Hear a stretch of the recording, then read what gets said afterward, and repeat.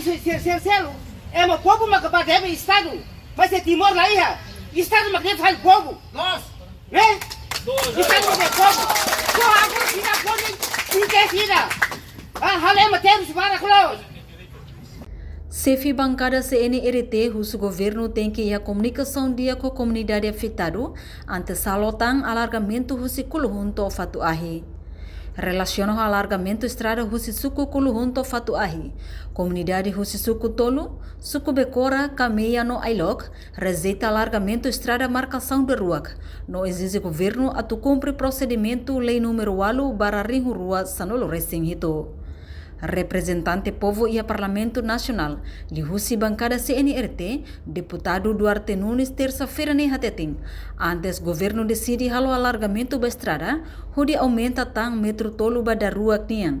Tem que ir a comunicação dia com a comunidade afetada Sira. É que afetada a situação, né?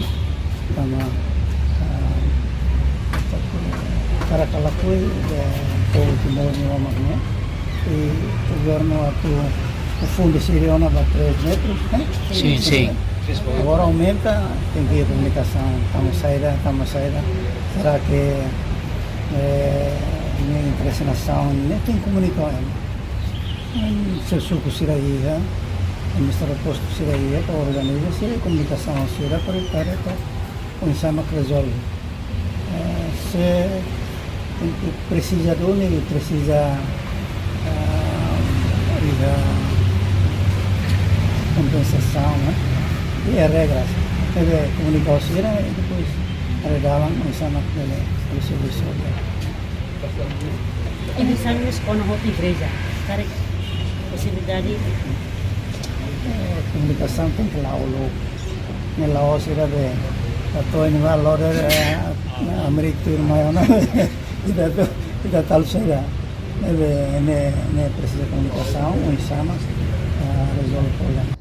E a fatinha nessa jornalista Sira tenta entrevista com a bancada oposição Fretalin, mas bem se dá o que foi comentário, também se dá o que a autorização se bancada para assunto, né? Entretanto, vítima alargamento estrada com o rumbe cora ho cameia hateteng. Governo promete ona atuação na termo aceitação, local o alargamento, mas beto agora la realiza. Também equipa Sira se dá o que a decisão final. Tuir plano husi governo, estrada husi culhunto ao fato ahi, se loque tan espaço metro rua bakotuk. No governo halo na fatin aproximação com a comunidade, mas a comunidade se la coopera a tu muda tamba kotuk.